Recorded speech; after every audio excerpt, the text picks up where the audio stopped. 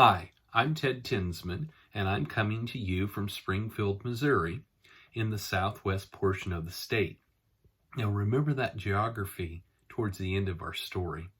I'd like to tell you a story about a historical figure who is not even a member of the church, Dr. W. Paul Jones. Most of my comments are taken from Mark Shear's historical work, The Journey of a People, Volume 3, The Heir of Worldwide Community. The story of Dr. Jones and the life of the church begins in 1966, during a time when the church history and the rest of America faced the tumultuous decade and social questions of the 1960s. Church leadership discerned that they needed to look outside of the church for competent historical, theological, and missional education and training.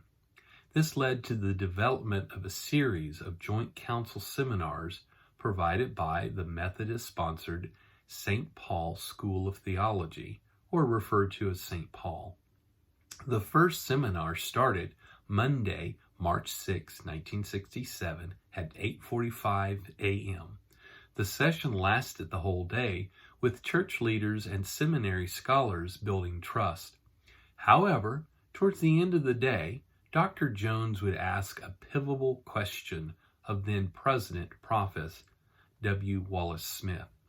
Dr. Jones asked, "If our mutual studies of Christianity and the RLDS Church were to discover there was a discrepancy between what Jesus taught and what Joseph Smith Jr. taught, which would you accept?" Time stopped. Everyone in the room was silent, waiting for the prophet's reply to the poignant question. W. Wallace took a deep breath and said with poise, "We would have to go with Jesus." This became the foundation of their work going forward. There were 2 more week-long seminars before the end of 1967. Out of the session came a respect by Dr. Jones for our concept of Zion, the tangible kingdom of God on earth.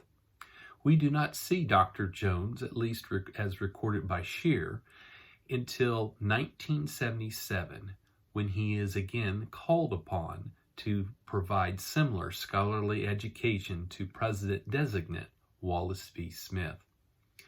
In 1996, Dr. Jones presents an essay to the John Whitmer Spring Banquet in Kansas City. By that time, he had left St. Paul's Methodist Seminary to become a Roman Catholic Trappist monk in the Ozarks, or southern Missouri. In his address, he's representing the church as friend and states that it's an odd choice, but he had a 30-year love affair with your tradition, the church, one to which he did not belong, but which he greatly admired, most of all for its possibilities. This story makes me smile for 2 reasons.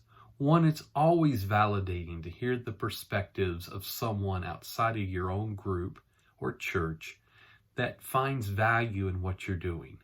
Friends like Dr. Jones might just be as inspiring as some of our most notable historical figures. The other thing I like about this story is that Dr. Jones' hermitage is in my area, close to my home. Sometimes we feel so small that as an organization, and driving by the big churches, we may have steeple envy. But this story shows us that the church has many friends in unexpected places, and there are more of them than what you think. Thank you for listening to my story about Dr. W. Paul Jones.